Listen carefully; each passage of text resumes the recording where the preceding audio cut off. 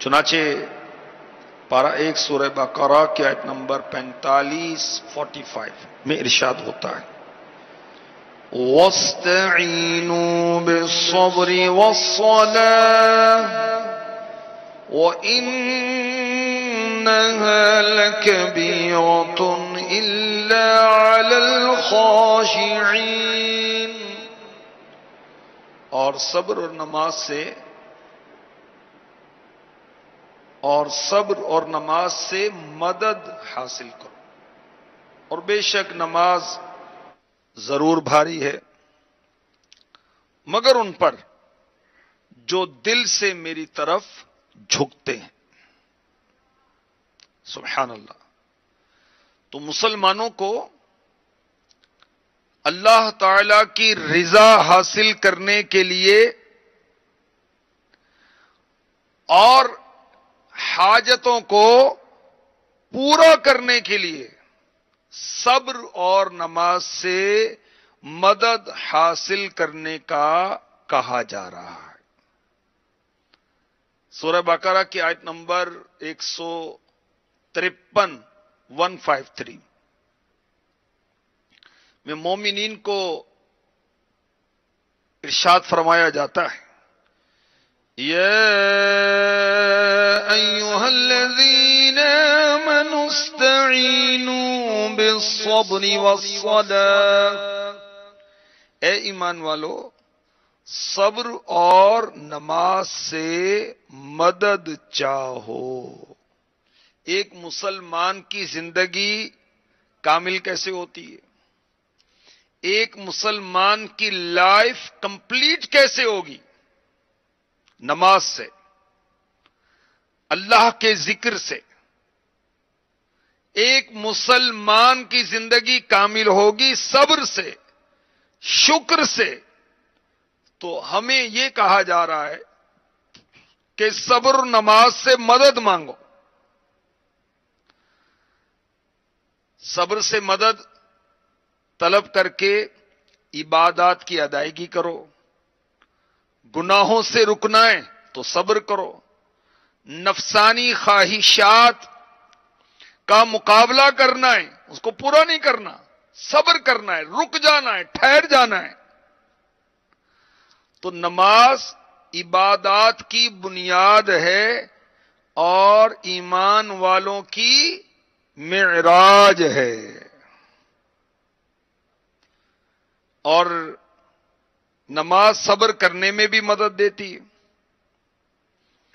تو بدن پر جو اعمال ہیں ان میں سب سے سخت عمل کیا ہے؟ صبر کرنا۔ اور باطنی اعمال میں صبر، اور ظاہری اعمال میں سب سے مشکل نماز ہے۔ لیکن ہم نماز پڑھیں گے اللہ کی رضا کے لیے اور جنت کے حصول کے لیے۔ جنت میں لے کے جائے گی اے بھائیوں نماز، عزت کے ساتھ نوری لباس، اچھے زیورات، سب کچھ تمہیں پہنائے گی اے بھائیوں نماز۔ جنت میں نرم نرم بچھونوں کے تخت پر آرام سے سلائے گی اے بھائیوں نماز، جنت تمہیں دلائے گی اے بھائیوں نماز۔ تو ہر بھلائی حاصل کرنے کے لیے صبر اور نماز سے مدد لی جائے، ہر گناہ چھوڑنے کے لیے صبر اور نماز سے مدد لی جائے۔ یاد رکھیں جو بے نمازی ہے اس کا کوئی ورد وظیفہ قبول نہیں ہوتا۔ بعض لوگوں کی عادت ہوتی ہے کہ وہ بڑے اوراد وظائف پڑھ رہے ہوتے ہیں، بڑے چلے کھینچ رہے ہوتے ہیں، نماز نہیں پڑھتے۔ تو اگر بے نمازی ہے، اسلامی بھائی ہو یا اسلامی بہن، تو ورد وظیفے فائدے نہیں دیں گے. نماز مشکل کشا ہے. نماز پڑھے نا، نماز ساری مشکلیں دور کر دے گی.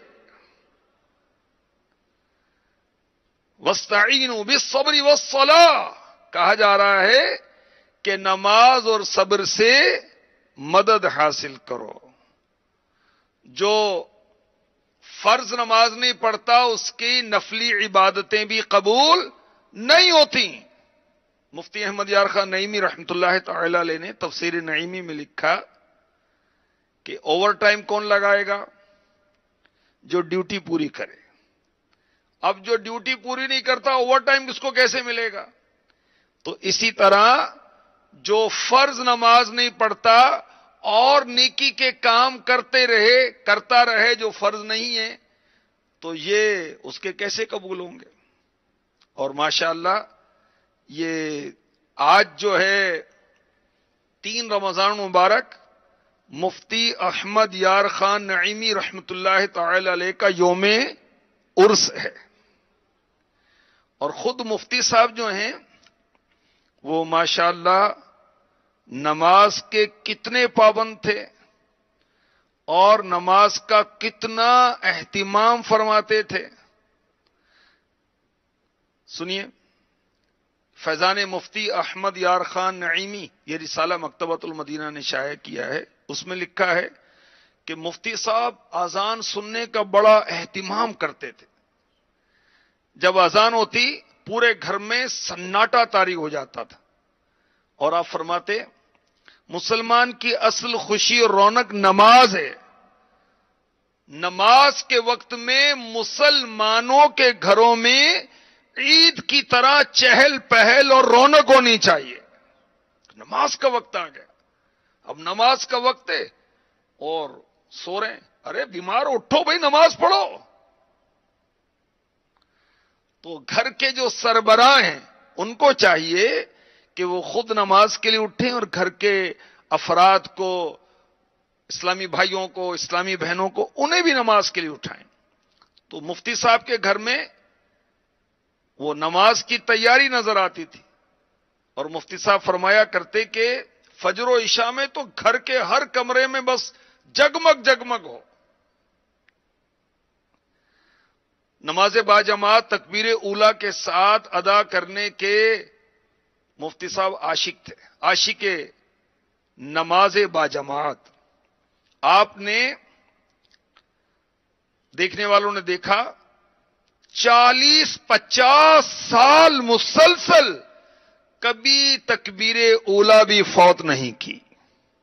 40-50 سال.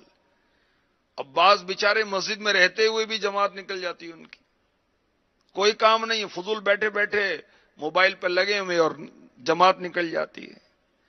اور مفتی صاحب نے امام صاحب کو حکم دیا ہوا تھا کہ بڑی سے بڑی شخصیت آ جائے، ان کی وجہ سے نماز باجماعت میں آدھے منٹ کی بھی دیر نہیں کرنی. ہر ایک کو نماز کی فکر ہونی چاہیے، اگرچہ میں ہی کیوں نہ ہوں. مفتی صاحب نے اپنے بارے میں بھی فرمایا ہوا تھا. تو نماز جو ہے یہ جنت میں لے جانے والا کام ہے. اللہ ہمیں نماز کا پابند فرما دے. سبحان اللہ. فاقے سے مفلسی سے جہنم کی آگ سے، فاقے سے مفلسی سے جہنم کی آگ سے، سب سے تمہیں بچائے گی اے بھائیو نماز، جنت تمہیں دلائے گی اے بھائیو نماز. صلو علی الحبیب صلی اللہ تعالی علی محمد. واستعینوا بالصبر والصلاۃ. نماز اور صبر سے مدد حاصل کرو. ہمیں یہ کہا جا رہا ہے. صبر سے کیا ہوتا ہے؟ مشکلات آئیں، دشواریاں آئیں تو دل جو ہے مضبوط ہو جاتا ہے. اور جب بندہ نماز پڑھتا ہے تو اللہ پاک سے تعلق مضبوط ہو جاتا ہے. جب صبر کی وجہ سے قلبی قوت حاصل ہوگی تو انشاءاللہ دونوں چیزیں یہ پریشانیوں کو برداشت کرنے اور دور کرنے میں مدد دیں گے. صبر اور نماز. نماز سے اللہ سے تعلق مضبوط ہوگا. جب اللہ سے تعلق مضبوط ہوگا تو انشاءاللہ پریشانیاں پریشان ہو جائیں گی. امیر علیہ سنت دامت برکاتہم العالیہ فرمایا کرتے ہیں کہ مسلمان مرد کے لیے سب سے بڑا وظیفہ کیا ہے؟ وہ پانچوں نمازیں جماعت کے ساتھ مسجد میں صف اول میں تکبیر اولا کے ساتھ پڑھے تو پریشانیاں، دشواریاں، تنگ دستیاں، ناچاکیاں، قرضے داریاں، بے اولادیاں، جملہ پریشانیاں دنیا کی اور آخرت کی انشاءاللہ نماز کی برکت سے دور ہو جائیں گی. اچھا، نماز میں بھی صبر ہے. نماز میں ذکر بھی ہے، فکر بھی ہے، شکر بھی ہے، دعا بھی ہے، صبر بھی ہے. نماز کے اندر صبر کیا ہے؟ کہ ہمارے ظاہری اور باطنی اعضاء پابند ہو جاتے ہیں. ہاں، نماز جب ہم پڑھتے ہیں تو ہمارے ظاہری اعضاء بھی پابند ہو جاتے ہیں، باطنی طور پر بھی توجہ کرتے ہیں کہ ہم نماز میں ہیں، اور اس کی وجہ سے کچھ تکلیف بھی برداشت کرنی پڑتی ہے. انسان کھانے سے رک جاتا ہے نماز میں، پینے سے رک جاتا ہے، چلنے پھرنے سے رک جاتا ہے، ہنسنے بولنے سے رک جاتا ہے، ادھر ادھر دیکھنے سے رک جاتا ہے. تمام دنیاوی کاموں سے نماز روک دیتی ہے. نمازی پابندیوں کو برداشت کرتا ہے. تو اس لیے نماز اور صبر کا ذکر ساتھ ساتھ کیا گیا. نماز، روزہ، زکوٰۃ بہت اعلی عبادتیں ہیں، تو نماز ہر مصیبت میں کام آتی ہے. اور کیا فرمایا گیا؟ ان اللہ مع الصابرین، بے شک اللہ صابروں کے ساتھ ہے. نیکوں کو جنت ملے گی، مگر جو صبر کرے گا انہیں جنت والا ملے گا. دیدار حق دکھائے گی یہ بھائیو نماز، دیدار حق دکھائے گی یہ بھائیو نماز، خالق سے بخشوائے گی یہ بھائیو نماز. سبحان اللہ.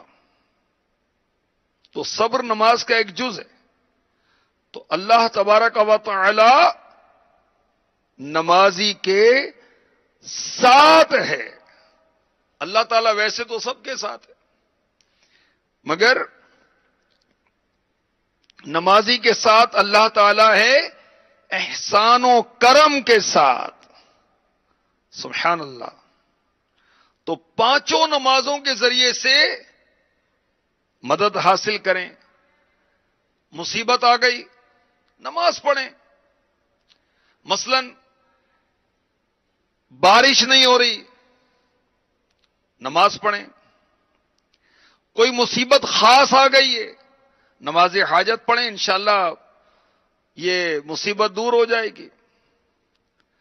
جب آدمی نماز پڑھتا ہے تو کیا ہوتا ہے؟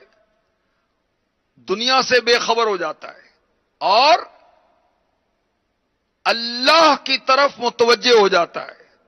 جب بندہ اللہ کی طرف متوجہ ہوتا ہے تو اس کی برکت سے دنیا کی مشکلیں دل سے فراموش ہو جاتی ہیں.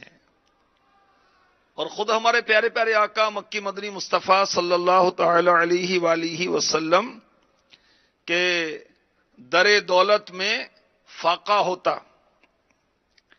یا رات میں کچھ ملاحظہ نہ فرماتے، بھوک غلبہ کرتی، تو ہمارے آقا صلی اللہ علیہ وسلم مسجد میں تشریف لاتے اور نماز میں مشغول ہو جاتے. تو جب بھی کوئی پریشانی آئے صبر کریں. چرچا نہ کریں، چہکتے نہ پھریں، لوگوں کو بتاتے نہ پھریں کہ اللہ نے مجھے اس مصیبت میں ڈال دیا۔ مصیبت کس کی طرف سے؟ اللہ کی طرف سے۔ صبر کریں، صبر کری تا موتی مل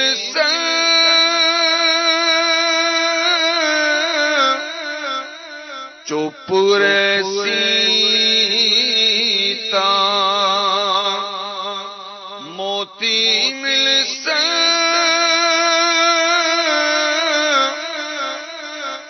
صبر کریتا ہیرے پاگلوا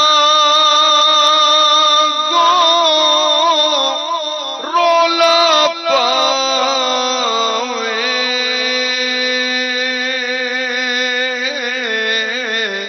نہ موتی نہ ہیرے۔ جب کوئی مصیبت آئے تو کیا کرنا چاہیے؟ صبر، کفل مدینہ، ٹھیک ہے، اور نماز پڑھیں۔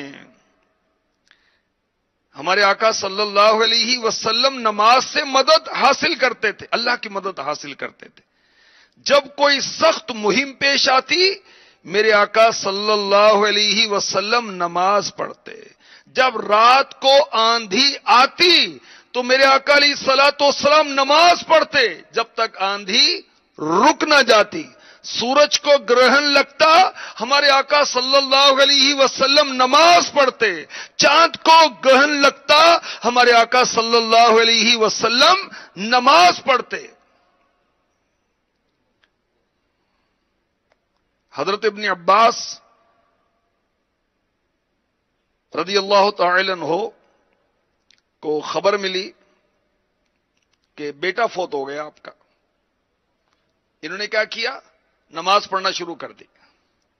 نماز کے ذریعے سے مصیبتیں، پریشانیاں، ٹینشنیں، گھبراہٹیں دور کرتے ہیں اللہ والے۔ نماز پڑھنا شروع کر دی اور اتنی لمبی نماز پڑھی کہ لوگ آپ کے شہزادے کو دفن کر کے واپس آئے۔ اتنی دیر تک نماز ہی پڑھتے رہے۔ اچھا، جب فارغ ہوئے تو لوگوں نے پوچھا کہ آپ نماز ہی پڑھتے رہ گئے؟ فرمایا مجھے اپنے بیٹے سے بڑی محبت تھی، میں اس کی جدائی کا صدمہ برداشت نہیں کر سکتا تھا، تو اس لیے میں نماز میں مشغول ہو گیا تاکہ صدمے سے بے خبر ہو جاؤں۔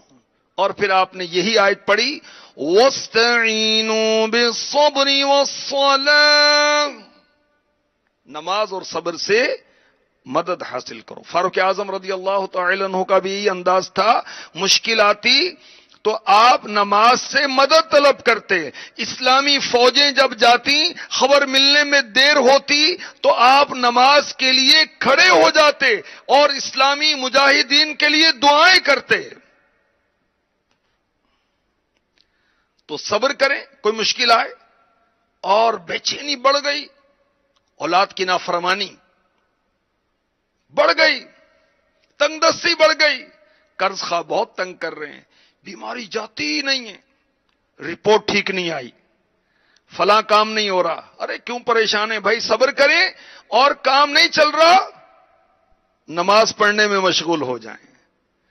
جب ہماری روح اللہ کے حضور لذتوں میں مشغول ہوگی، پھر دنیاوی تکلیفوں سے ہمیں تکلیف نہیں پہنچے گی بلکہ راحت پہنچے گی۔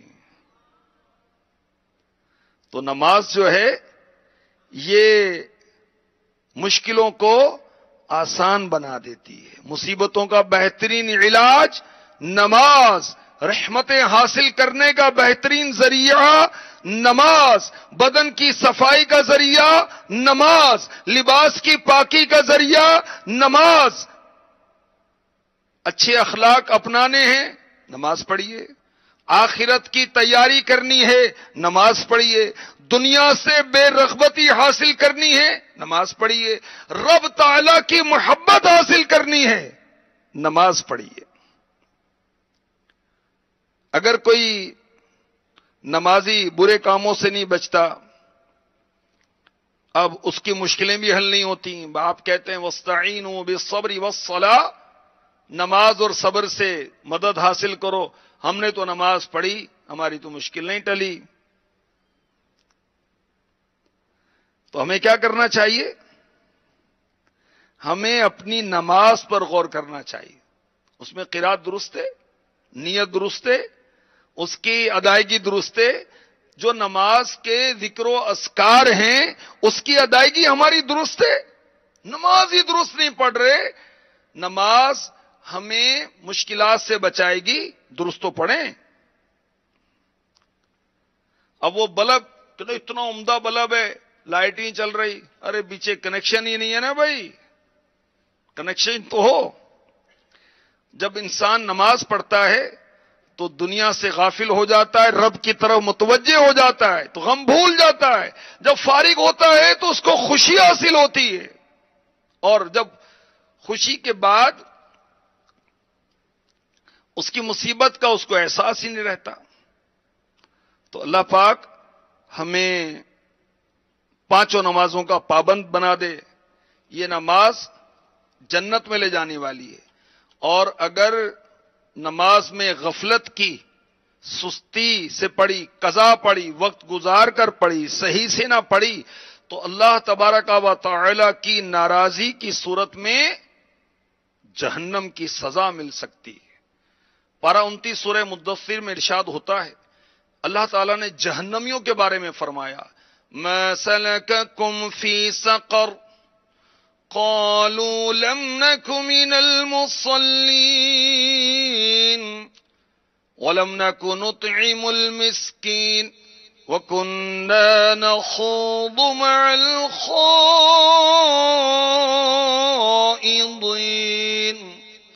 تمہیں کیا بات دوزخ میں لے گئی؟ وہ بولے ہم نماز نہ پڑھتے تھے اور مسکین کو کھانا نہ دیتے تھے اور بیہودہ فکر والوں کے ساتھ بیہودہ فکریں کرتے تھے. اللہ پاک ہمیں جہنم سے آزاد فرمائے، جنت میں داخل فرمائے، نمازی بنائے، پکا نمازی بنائے. رمضان میں نہیں، ہم 12 مہینے جب تک دم میں دم ہے نماز ہی پڑھتے رہیں. آمین. بجاہ النبی الامین صلی اللہ تعالی علیہ وآلہ وسلم.